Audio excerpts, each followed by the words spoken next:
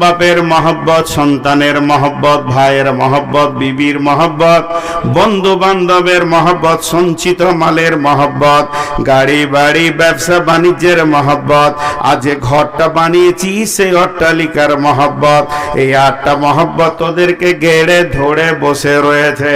তোদের কাছ থেকে 3টে মহব্বত চলে গেছে।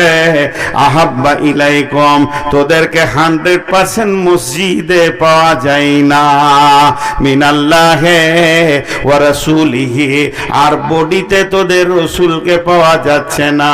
তাহলে দুজন তোদের কাছ থেকে সরে গেল।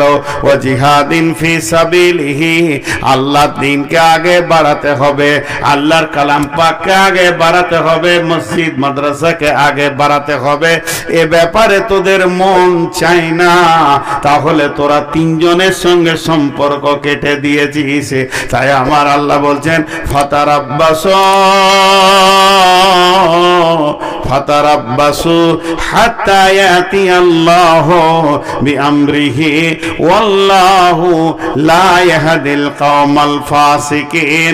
অতক্ষণ পর্যন্ত অপেক্ষা কর যতক্ষণ পর্যন্ত আল্লাহর হুকুম না এসেছে।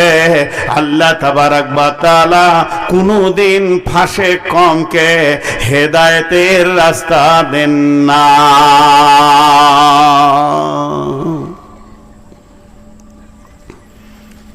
ফাঁসে কমকে আল্লাহ কোনদিন হেদায়েতের রাস্তা দেন না। দুনিয়া নিয়ে মেতে আছি, বিবির পেছনে বছরে কত খরচা, আব্বার পেছনে কত খরচা, মায়ের পেছনে কত খরচা, ভাইয়ের পেছনে কত খরচা, সন্তানের পেছনে কত খরচা। জি, একটা টোটো ছিল না তখন, রিক্সায় চেপেছি, তো রিক্সাওয়ালা রিক্সা চালাচ্ছে মালদা থেকে মঙ্গলবাড়ি আসবো। কি নাম ভাই? তো নামটা বললো মুসলিম, বাড়ি মালদা দিয়ে ওই নদীর ধারে, ওখানে একটা বস্তিতে আমার বাড়ি। ছেলে মেয়ে কয়টা? 2টা ছেলে। একটা ছেলে কোলের দুধ খায় ছোট, আর একটা বড় 4 বছর 4.5 বছর। কি করে বলে মিশনে দিয়েছি, মাসে কত লাগে? 4,500। কি করে দাও? রিক্সা চালিয়ে দিই। এবার দাঁড়ির পাল্লায় চাপান। মিশনগুলো কত তত্তর করে বড় হচ্ছে, আর মাদ্রাসাগুলোকে মনে হচ্ছে মানে রোগে ধরে নিয়েছে, বাড়ন তো আর নাই। মাদ্রাসায় ভর্তি করতে আসছে তখন জিজ্ঞেস করছে ইংরেজি আছে তো? আমি খারাপ বলছি না, দরকার আছে, কিন্তু স্কুলে ভর্তি করতে গিয়ে জিজ্ঞেস করছে না হাগো এখানে কোরআন শরীফ পড়ানো হয়? আপনার চক মহরমের প্রাইমারি স্কুলটা সরকার চালাচ্ছে, কিন্তু গোটা গাঁ থেকে একটা মৌলবিও রাখা যায় তো? সরকার বের করে দেবে? ছেলেগুলো আলিফ বাটা তো শিখুক, কাশ্মীরে আছে। তো ভাইরা আমার, আমাদের মহব্বত আল্লাহ এবং রসুলের কাছ থেকে চলে গেছে, আল্লাহ এবং রসুলের কাছ থেকে চলে গেছে। শেষ শেষ, আমরা শেষ, আমাদের আর কিছু নেই। আল্লাহ তাবারাক ওয়া তাআলা বলছেন ফাতারাব্বাসু হাত্তা ইয়াতি আল্লাহু বিআমরিহি, অতক্ষণ পর্যন্ত অপেক্ষা কর বান্দা যতক্ষণ আমার হুকুম না পৌঁছেছে। ওয়াল্লাহু লা ইয়াহদিল কওমাল ফাসিকিন। এয়ারপোর্টে গেট থাকে, এয়ারপোর্টে আন্তর্জাতিক মানে যখন বাইরে কোথায় যাবেন তো ওখানে কম্পিউটার আছে, যে জিনিসগুলো নিয়ে যেতে পাবেন না ওই জিনিসগুলো কম্পিউটারে লোড করা আছে, লোড করে তার ছবি দিয়ে দিয়েছে যে এই জিনিস নিয়ে পার হলে তুই চিল্লাবি। তো বাস জেদ্দা এয়ারপোর্টে পার হচ্ছি, টিক টিক টিক টিক, মানে নিয়ে যেতে পাবি না। আবার চেকিং করছে, আপনার পকেটে ঘড়িটা রয়েছে, এটা রাখেন। হয়ে গেল। বন্ধুরা আমার, যদি একটা কোরআনের গেট করা যায়, যদি একটা কোরআনের গেট বানানো যায়, আর গেটটাকে যদি বলা যায় মুসলমান পার হবে কিছুই বলবি না, আর বেঈমান যখনই পার হবে তো আওয়াজ করবি ঠিক ঠিক করে যে মাল গোলমাল যেছে। আমি সারা ভারতবর্ষের কথা আমি বলছি না, পশ্চিমবঙ্গের কথা বলছি না, শুধু চকমহরমের কথা বলছি।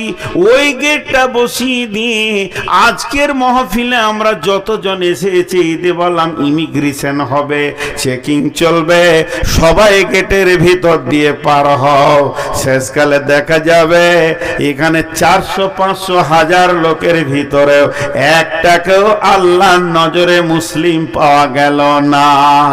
অথচ কোরআন পরিষ্কার বলে দিয়েছে পৃথিবীর ভিতরে বেজ্জতি হবে না কে না তিনজন, পৃথিবীর ভিতরে বেজ্জতি হবে না কে না তিনজন, পৃথিবীর ভিতরে বেজ্জতি হবে না কে না তিনজন।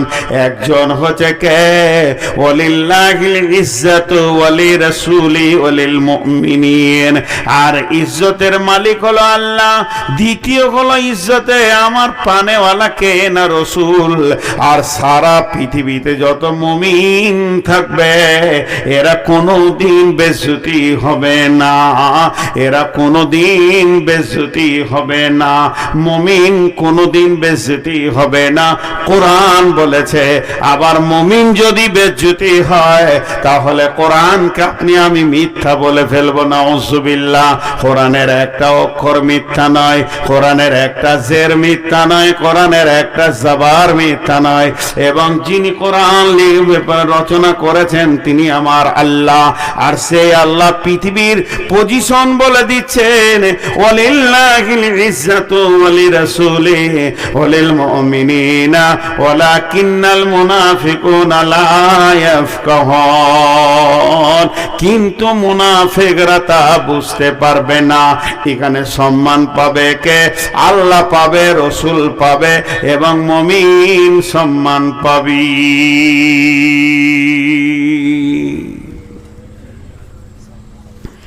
কত পরেশগার দিনদার ভালো ভালো আলেম বেজ্জতি হয়ে গেছে গো, তাহলে কি সে মুমিন? হ্যাঁ মুমিন। বেজ্জতির দুটা ভাগ। বেজ্জতি কাকে বলে?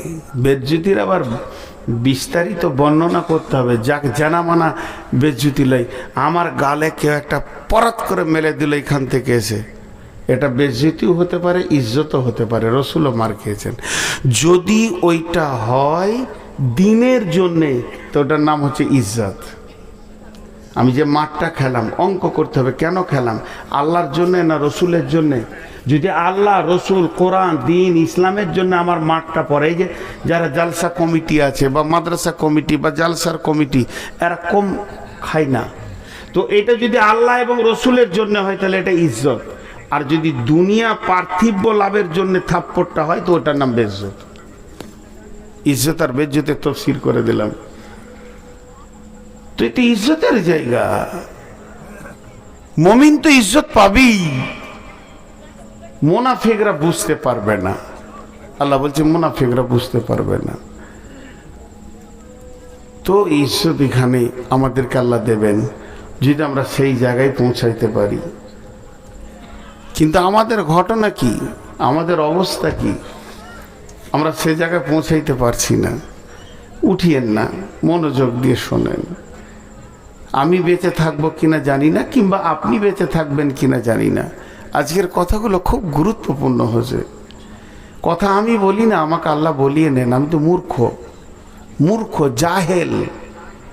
আমি বিসমিল্লাহ পড়তে পারি না ভালো করে, আমার কোরআন পড়তে গিয়ে অনেক ভুল হয়ে যায়। মাঝে দুটি ছোট ছোট কথা বলে নিই, আমার ব্যক্তিগত কথা, ইহুদিনের কথা অনেকবার বলেছি, আজও বলছি। হজ উমরা করবেন তো আমার সঙ্গে যোগাযোগ করেন, আমি ট্রাভেলস করেছি। বেশি লম্বা চওড়া কথা বলবো না। আমাকে যদি বিশ্বাস করেন তাহলে আপনার সব সার্ভিস ভালো থাকবে। আর যদি আমাকে চোর মনে হয় তাহলে অন্য কারোর সঙ্গে যান। শর্টে বলবো, যেমন একটা মানুষ বিদেশে গেলে তার বাঙালিয়ানা খাবার সমস্ত কিছু সব জোগাড় করব, অসুবিধা নাই। আর দ্বিতীয় নম্বর, আমার গ্রামের মাদ্রাসাটা আমার মাথায় এবছর চাপিয়ে দিয়েছে। আমি মাদ্রাসার সঙ্গে জড়িত, কোনোদিন আমি বলিনি যে আমি মাদ্রাসার সঙ্গে জড়িত।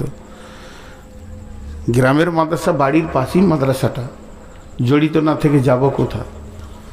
তখন আবার মাথায় চাপিয়ে দিয়েছে, ভালো মেধা বিচক্ষণ ছেলে থাকলে পাঠান। ছেলে চাইছি, ভালো মেধা বিচক্ষণ ছেলে পাঠান। উন্নত মানের শিক্ষক দিয়ে পড়ানো হবে ইনশাআল্লাহ। 21, 22, 23 3 দিন ভর্তি চলবে এই মাসেই। আজকে কত তারিখ? তার চুপ করো না, এই 18 বলছিল। হ্যাঁ, এইরকম করি গোলমাল করি সব চলছে। তো 19, কাল 20, পরশু 21, পরশু থেকে 3 দিন ভর্তি চলবে। আমার ঠিকানায় ছেলে পাঠিয়ে দেন। বিচক্ষণ ছেলে হতে হবে, ভালো মেধা, পরীক্ষা দিয়ে নিব এবং আপনার ছেলের গ্যারেন্টি একটা স্ট্যান্ডে গিয়ে দাঁড়াবে, এটা বলে দিচ্ছি ইনশাআল্লাহ। আল্লাহকে ভরসা করে বলছে। তো এবার আল্লাহ কি বলছেন? বিসমিল্লাহির রহমানির রহিম।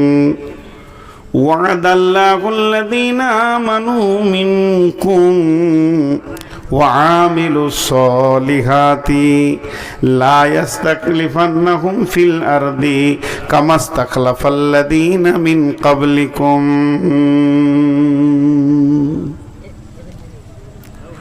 وعد الله الذين آمنوا منكم وعاملوا الصالحات لا يستخلفنهم في الأرض কামাস্তাখলাফাল্লাযীনা মিন কাবলিকুম। আল্লাহ নিজেই বলছেন, হে আমার গোলামের দল, এবার তোদেরকে বাঁচার রাস্তা কি বলছি শোন।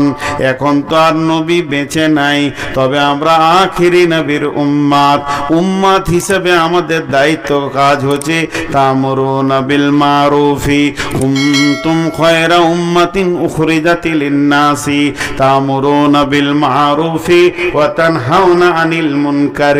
এক কাজ কর, তোরা বাড়ি থেকে বের হয়ে যা আর একে অপরকে রিপেয়ার করে লে। যতগুলি টিউ আছে কোনোটাই যেন লিক না থাকে। একজন আর একজনকে বলবো, ভাই দাড়ি ছেড়ে দাও আর দাড়ি কাটিও না, মোচকে ছোট করো তবে একদম চেঁচে ফেলে দিও না। আর একজনকে বলবো, ভাই জুয়া ছেড়ে দাও, চুরি করিও না, খবরদার তুমি সুদ খাইও না। ইসলামে আমরা যতজন রয়েছি, যতগুলি যুবক, যতগুলি বৃদ্ধ, ইসলামের আমরা যে ক্ষমতা রয়েছি, এর আমরা ইসলামের ব্লাড, আমরা ইসলামের শক্তি যারা রয়েছে, শক্তিটাকে পূর্ণাঙ্গ ফিরে আনতে হবে। আল্লাহ তাবারক ওয়া তাআলার রাসূল বলছেন, আমার উম্মত অহন রোগে ভুগবে।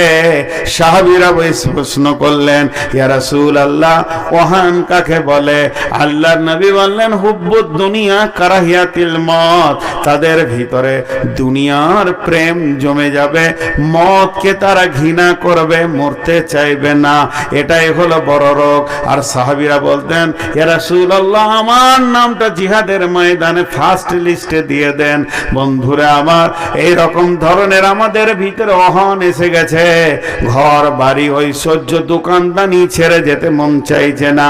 কিন্তু আমার নবী বলছেন, এই রোগ যদি থাকে তাহলে তুমি কোনোদিন বিজয়ী হতে পারবে না। এরপরে হলো ঘটনা কি? আল্লাহ তাবারক ওয়া তাআলা বলছেন, এক কাজ কর, তোদের সঙ্গে আমি ওয়াদা করছি, তোরা আগে লিখগুলো মার। আল্লাযীনা আমানু ওয়া হাজারু ওয়া জাহাদু ফি সাবিলিল্লাহি বিআমওয়ালিহিম ওয়া আনফুসিহিম। তোরা এক কাজ কর, নিজের বাড়ি থেকে বের হ আর লিখগুলো মারতে শুরু কর। যখন তোরা সকলের লিখ মেরে একটা ময়দানে এসে দাঁড়িয়ে যাবি, 100% ইমানের ময়দানে দাঁড়িয়ে যাবি, তখন তোদের মতো বুলেটিন বোম আর পৃথিবীতে কেউ হবে না। তোদেরকে চাই না ক্ষেপণাস্ত্র, তোদেরকে চাই না আপনার কিনা, তোদেরকে চাই না পরমাণু, তোদের শুধু চাই আল্লাহ। আল্লাহকে সঙ্গে নে, রসুলকে সঙ্গে নে, মুষ্টির ভিতরে পৃথিবীটাকে এনে দিব। সারা দুনিয়া তোরাই শাসন করবি, কিন্তু এক কাজ কর, প্রথমে আমল আমলের লিকগুলোকে মেরেলে আল্লাহ রাজি হয়ে যাবে। চেহারাতে চরিত্রে রসুলকে নিয়ে চলে আয়, তারপরে তুই একটা বুলেট হয়ে যাবি। আমার আল্লাহ বলছেন ওয়াদাল্লাহুল্লাযীনা আমানু, হে ঈমানদার তোমাদের সঙ্গে আমি আল্লাহ ওয়াদা করছি।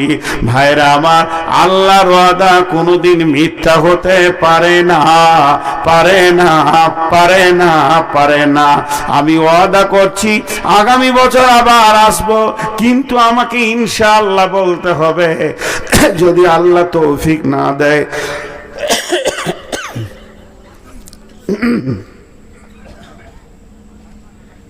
আল্লাহ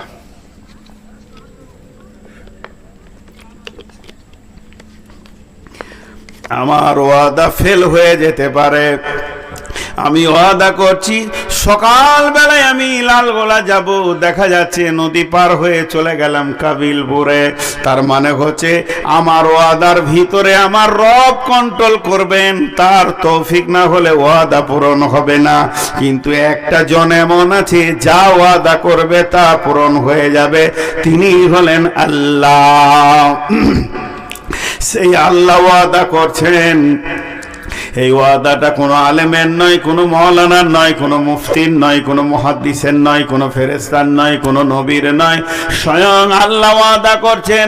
ওয়াদাল্লাহুল্লাযীনা আমানু ওয়া আমিলুস ওয়াদাল্লাহুল্লাযীনা আমানু মিনকুম, যারা ঈমানদার তাদের সঙ্গে আল্লাহ ওয়াদা করছেন ওয়া আমিলুস সলিহাতি, তোরা ভালো আমল কর, তোরা ঢুকে যা আমার আওতাভুক্ত, তোরা চলে আয়।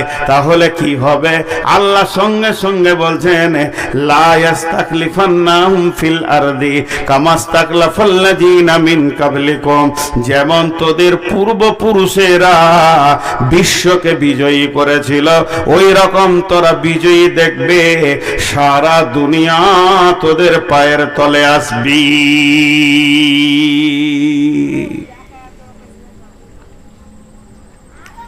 রোম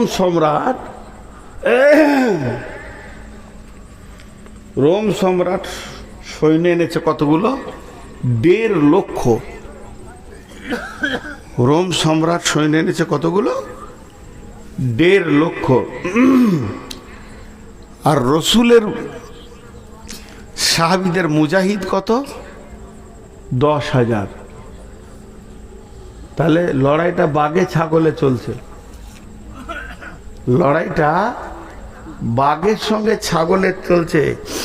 1.5 লক্ষ আর 10,000। তো বিশ্বনবী তাঁবুতে একটু ভারাক্রান্ত অবস্থায় রয়েছেন। বিশ্বনবী উঠিয়েন না গো, এরা মনে মনে ভাবছি মাইক পেয়েছে তো ছাড়বে না নাকি রে? হ্যাঁ, আমি বললাম যে আমি চালাবো না, আমি ওদেরকে উঠতে মনে করছি, বুঝে আপনি চালিয়ে। হায় আল্লাহ, আমি যতই চালাই আর 10 মিনিট না, আমার অবস্থা তো আপনারা বুঝছেন না। আমি আমার একটা দুঃখের কথা 2 মিনিট বলছি আর কি, আপনাদের মূল্যবান টাইম থেকে নিয়ে নিলাম, এর জন্য আমি ক্ষমা চাইছি।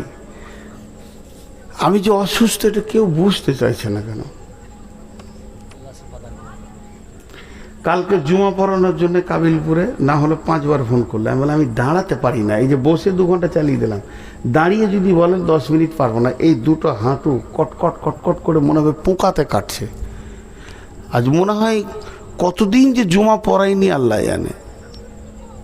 আমার গ্রামে এই গত জুমা আগের জুমা বসে আছি, বাচ্চা ছেলেতে পড়ালো, আমি পারছি না, তুমি পড়াও। উঠতে চাইছে না, আসে না, বলছি তুমি পড়াও, তো খালি বলছি অসুখ আসুন, হাঁটু ব্যথায় আসুন, হাঁটু ব্যথা আসুন। কেউ কারোর লয়, আল্লাহ ভালোবাসে দেখেন, তারপরে বলছে আল্লাহ ভালোবাসে। সে হিন্দুদের খঞ্জনি বাজাই না, কেউ কারোর লয় রে বন্ধু, কেউ কারোর লয়। আমাদের ছাদ ঢালাই আছে, কমসে কম এই রডের টাকাটা আদায় করে দেন এখান থেকে। রডের টাকা দেন গো, ছাদ ঢালাই আছে।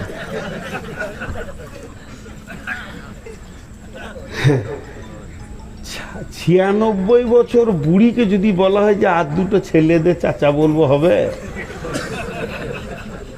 কথা বলে না? আরে ভাই কিছু তো আসবে, রাজীব ব্যাপার, ছেলে হবে ওর।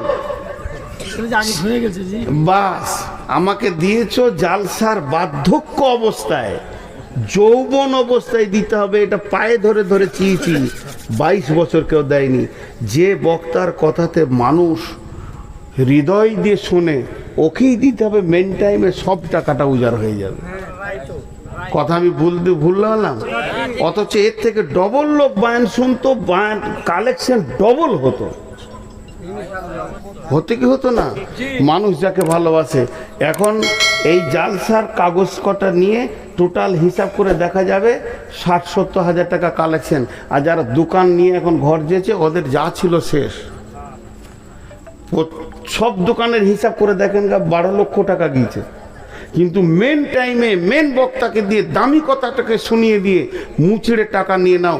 দুটো বক্তা পকেটে ভরে রাখো, শ্রোতাকে বলো থাকবি তা এদের শোন, আর না থাকবি তা ঘর যা।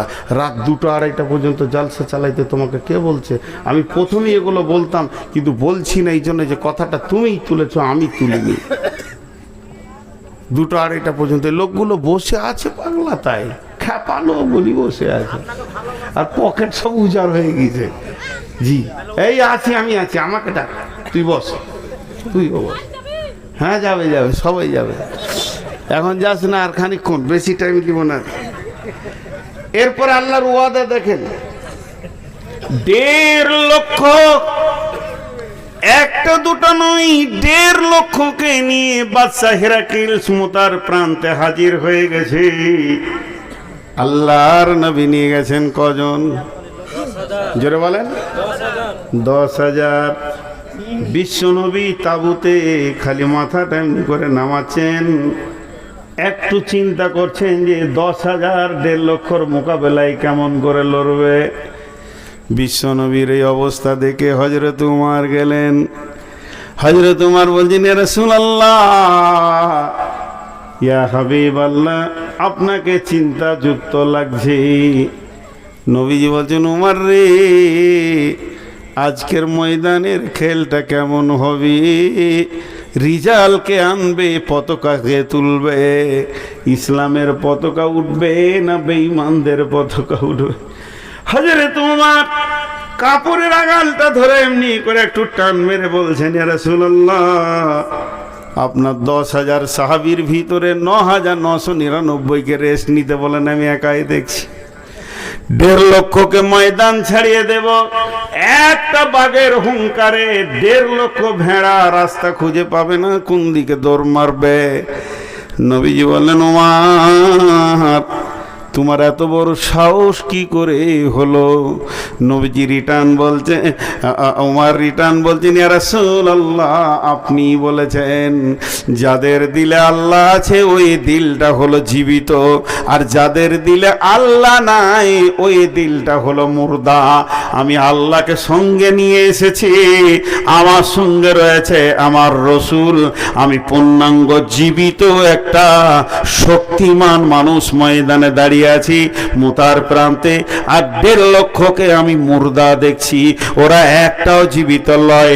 যখনই যুদ্ধের মহড়া শুরু হলো, 1.5 লক্ষকে ময়দান ছাড়িয়ে দিয়ে বাদশা হিরাক্লিয়াস একবারে রাজপ্রাসাদে নিয়ে সোনার মুকুটটাকে তুলে নিয়েছে মসজিদে নববীর বাইতুল মালে ছুঁড়ে ফেলে দিলেন। যে জামানায় সাহাবীদের একটা চেরাগ জ্বালানোর পয়সা ছিল না, সেই জামানায় কয়েক টন সোনা এনে হাজির করে দিলেন। এরকম ছিল তারা বীর। আমার বলে, আল খোদায় পায়া বিশ্ব বিজয়ী ছিল একদিন যারা, আল্লাহকে পাইয়া বিশ্ব বিজয়ী ছিল একদিন যারা, আল্লাহকে ছেড়ে ভীত পরাজিত আজ কেন তারা? এসে শয়তান ভোগ বিলাসের কাড়িয়া নিয়েছে ঈমান তাদের। এসে শয়তান ভোগ বিলাসের কাড়িয়া নিয়েছে ঈমান তাদের। আল্লাহর হারায়ে মুসলিম আজ হয়েছে সর্বহারা। এদের আর কেউ নাই, যেখানেই যেছে লাত খেয়েছে, যেখানেই যেছে তৃণমূল কংগ্রেস জিন্দাবাদ জিন্দাবাদ জিন্দাবাদ, মারলে বুক চেপে লাত সিপিএমে ঢুকে পড়ে গেছে। হ্যাঁ, ইনকিলাব জিন্দাবাদ, চাচা তলায় তলায় ইমান চেঞ্জ করে নিয়েছে। সিপিএমে 4-5 দিন থাকতে থাকতে এমন করে ওর হাঁটু চেপে দুবারই মেরেছে, তারপরে ধীরে বিজেপিতে ঢুকে পড়েছে যে একবার ওকে দেখতেই হবে কোথায় ইমান গেল। নাই দেখে শেষকালে কোথাও জায়গা পেয়েছে না, দেখছি চাচার লাশ ফিটার ক্যানেলের ধারে পড়ে আছে, মেরে দিয়েছে, জানেই শেষ করে দিয়েছে। আজকে অবস্থা মুসলিমদের। তাই আমি এসেছি আপনাদেরকে একটু চেতনা ফেরাতে। আমি নিজেও চেতনা নিতে, আমি হাসাতে আসিনি। প্রথম থেকেই বলছি যে চেতনাটা একটু ফিরাই, চেতনাটা। কিন্তু এ জাতি এত গভীরে চলে গেছে, শেষ। মসজিদ আল্লাহু আকবার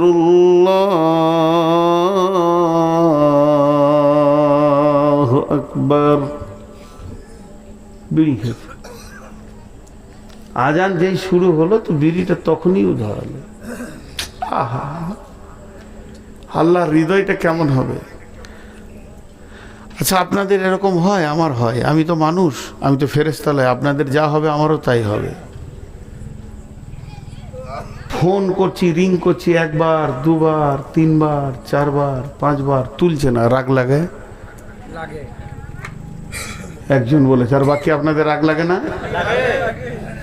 যদি 5 বার আপনার বেটাকে ফোন করেন, লালগোলা পাঠিয়েছেন কোনো কাজে, হঠাৎ একটা কথা ভুলে গেছিলেন, তোর মায়ের ওষুধটা নিয়ে আসবি, হোয়াটসঅ্যাপে দিয়ে দিলাম প্রেসক্রিপশনটা, কিন্তু বেটা ফোন তুলছে না, যখন 20 বার হয়ে গেছে, তাহলে আপনার যদি এত রাগ হয়, আমার রব কত বছর তোমাকে ডাকছে মসজিদে, তুমি এখনো মসজিদে যাও না, আমার রবের রাগটা কেমন হবে। একটা আপনাদেরকে ইসরায়েলি ঘটনা শোনাচ্ছি। ইসরায়েলি ঘটনাগুলো জালও আছে, জয়ীফও আছে। বানি ইসরায়েলের ঘটনাগুলোর ভিতরে সহি বলা যাবে না, তারপরও শোনাচ্ছি যে এখান থেকে জ্ঞান নেবেন। সেটা কি, নবী মুসা বলছেন, আল্লাহ আপনি কি রেগে যান? বলছে, হ্যাঁ আমি রেগে যাই রে মুসা। বলে, আপনার রাগ কেমন? বলে, আমার রাগ হচ্ছে যখনই দেখবি আমি আল্লাহ রেগে গেছি, পৃথিবীতে মৌসুম চেঞ্জ হয়ে যাবে।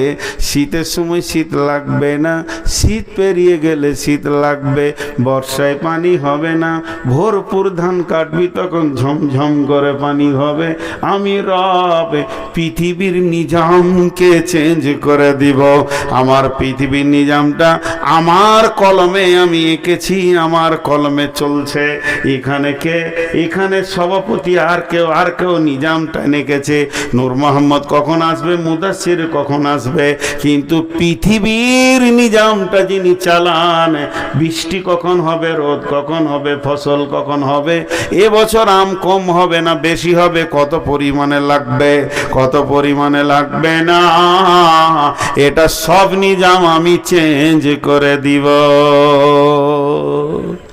আমাদের বর্ধমানে একবার খুব বন্যা হয়েছিল। এত বন্যা হয়েছে যে পাকা ধান কারো কাটার ক্ষমতা হয়নি, পাকেনি, থোড় হয়েছে, একদম মিসমার করে দিলে। খালি লোকের মুখে একটা কথা, এবছর মানুষ খেতে হবে না, না খেয়ে যাবে। মনে হচ্ছে ওকে আল্লাহ দায়িত্ব দিয়ে দিয়েছে আর কি, আল্লাহ গোডাউনের চাবিটা আর হাতিয়ে দিয়ে দিয়েছে, খালি চোপা চালিয়ে যাচ্ছে। আমি আমার স্ত্রীকে নিয়ে বর্ধমানে ডাক্তারখানায় বসে আছি, আর ওই রকম 4-5 জন চোপা চালাইছে। এখন ডাক্তার আসেনি আর কি, না খেতে পারবে না, আমাদের এলাকায় বাড়িঘর সব খেতে পারবে। আমি বললাম, চুপ করবে, বেশি বকিস না, সহ্য করতে পারলাম না। সবাই ঠিক খেতে পাবে। আল্লাহ এটা কমিয়ে দিলে কেন? তোরা প্রতিদিন পেট কেটে বাচ্চা কমাচ্ছিস, মাল বেশি আসছিল, ওটা আল্লাহ কমিয়েছে। হ্যাঁ, যে কটা আছি সে কটার মাল আল্লাহ রেখেছে। রুজি তো আল্লাহ দেনেওয়ালা, কোথা থেকে দেবে আল্লাহ জানে। জি, ইমাম আহমদ বিন হাম্বল কি বলেছে জানেন? ওনার কথা কত করা জানেন? ইমাম আহমদ বিন হাম্বল বলছেন, পৃথিবীটা যদি লোহার হয়ে যায়, আসমানটা যদি তামার হয়ে যায়, গোটা পৃথিবীটা লোহার, এক তিল মাটি নাই আর একটা ছোট ঘাস নাই।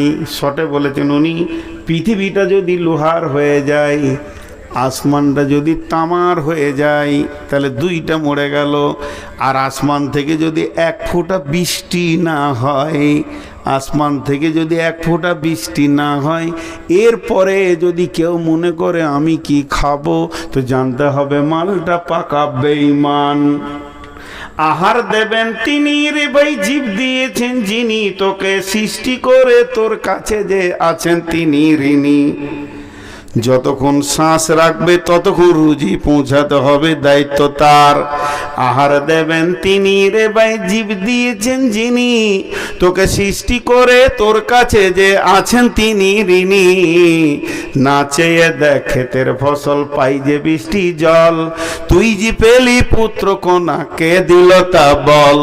যার করুণায় এত পেলি, তার কেবল ভুলে গেলি। যার করুণায় এত পেলি, তারে কেবল ভুলে গেলি। ভাবনা রে ভাব, তারে দিয়ে ডাকরে নিশি দিনী। আহার দেবেন তিনি রে ভাই, জীব দিয়েছেন যিনি, তোকে সৃষ্টি করে তোর কাছে যে আছেন তিনি ঋণী। আল্লাহ বলছেন, তোদের ভয় নাই, ভয় নাই। তোদেরকে বিজেপি মারবে না, বজরং মারবে না, হিন্দু মারবে না, শিবসেনা মারবে না। আমি একটা ছাতা দিছি, ওই ছাতার নিচে চলে আয়, তাহলে হাজার বৃষ্টি হলো তোর গায়ে লাগবে না। তেমনি তোরা আয় আয় আয়, আমার আওতাভুক্ত আয়। বিসমিল্লাহির রহমানির রহিম। ফালিয়াবুদু রব্ব হাযাল বাইত আল্লাযী আত'আমাহুম মিন জু'ইন ওয়া আমানাহুম মিন খাউফ। আমার আল্লাহ বলছেন, শোন, এই যে ঘরটা কাবাকে সামনে রেখে একটা নাজিল হয়েছে, কাবার মালিক কে না আল্লাহ। এখন কাবাকে আপাতত জমার খাতায় রাখেন। আপনার এখানে যে গ্রামে মসজিদটা আছে, আমি যদি মসজিদের দিকে আঙুল তুলে বলি ঘরের মালিকের নাম বলো, তো কি বলবেন? আল্লাহ। আল্লাহ বলছে, ওই ঘরের মালিকের পূজা তোরা কর, তার মাথায় তার পায়ে তোরা মাথাটাকে নামিয়ে দে, তার কাছে তোরা সারেন্ডার হয়ে যা। চোখের পানিতে অঝর নয়নে কাঁদার বল, মাবুদ রে, যা করেছি ভুল করেছি, তুমি মাফ করে দাও। এই রকম বলে তুই যখন কাঁদতে শুরু করবি, তো লাভ কি হবে? ওই ঘরের মালিক যদি রাজি হয়ে যায়, ওই ঘরের মালিক যদি রাজি হয়ে যায়, তাহলে কি লাভ হবে? কি লাভ হবে? লাভ হবে আল্লাযী আত'আমাহুম মিন জু'ইন ওয়া আমানাহুম মিন খাউফ। আল্লাহ তোদের অভাবকে নষ্ট করে দেবে, অভাব থাকবে না, পুরা মালে ভরে দেবে। এবং তোদেরকে যে দিক থেকে আক্রমণ করুক না কেন, আমার রব তোদের নিরাপত্তা দেবী। আর যেটা সূরা নূরের আয়াত পড়ছিলাম, যে তোরা তোদের যেমন যদি আল্লাহর সঙ্গে ওয়াদা করিস, আল্লাহ ওয়াদা করছি তোরাই মুমিন হয়ে যার 100% আমল কর, সারা বিশ্বটা তোদের হাতে তুলে দিব। হাজি ভাই, আমরা গণপ্রজাতন্ত্র দেশে বাস করি। প্রতি 5 বছর অন্তর আমাদের লড়াই হয়। সেই লড়াইটা ব্যালটের লড়াই, কে জিতবে কে থাকবে। তো সামনে আমাদের লড়াই চলে আসছে, বিরাট যুদ্ধ হবে। এই যুদ্ধে এক দল বিজয়ী হবে, এক দল হেরে যাবে। যারা বিজয়ী হবে তাদের পতাকা উড়বে, যারা পরাজিত হবে তাদের পতাকা নিচে নেমে যাবে। সামনে ভোট আসছে, তো এত ব্যালট, এত লড়াই, এত ইভিএম মেশিন, আর কিছু আর কিছু আর কিছু। আর আল্লাহ বলছে রাতারাতি চেঞ্জ করে দিতে পারবো। পারবে আল্লাহ? পারবে? পারবে? পেরেছেন। এর আগে ঘটনা ঘটেছে, বিশ্বনবী বাহরাইন সম্রাটের কাছে পাঠিয়েছিলেন, বিশ্বনবী পাঠিয়েছিলেন, জেরুজালেম গিয়েছিলেন হযরত উমর। একজনে দেশ জয় হয়েছে, 30টা সাহাবীতে বাহরাইনকে জয় করেছে। পারবে, সে ক্ষমতা আল্লাহর আছে, কিচ্ছু লয়। ওই যে মন্ত্রীগুলো দেখছেন খালি মুসলিমদের বিরুদ্ধে, ওদেরকে ঈমান দিয়ে দেবে আল্লাহ, আপার লেভেলের ঈমান দিয়ে দেবে। নরেন্দ্র মোদী আজকে মুসলিমদের বিরুদ্ধে কথা বলছে, কালকে দেখবেন যে ওই মসজিদ ঝাঁট দিছে। এটা আল্লাহ করতে পারেন। বিধায় আজকে আমাদেরকে সেই বিজয়ী পতাকা দেখতে গেলে যাকে রাজি করতে হবে তার নাম কি? আল্লাহ। যাকে রাজি করতে হবে তার নাম কি? আল্লাহ। উঠাউঠি করবেন না। 2টা বাজতে 10 মিনিট আছে, আমি পুরো 2টাতেই ছাড়বো ইনশাআল্লাহ।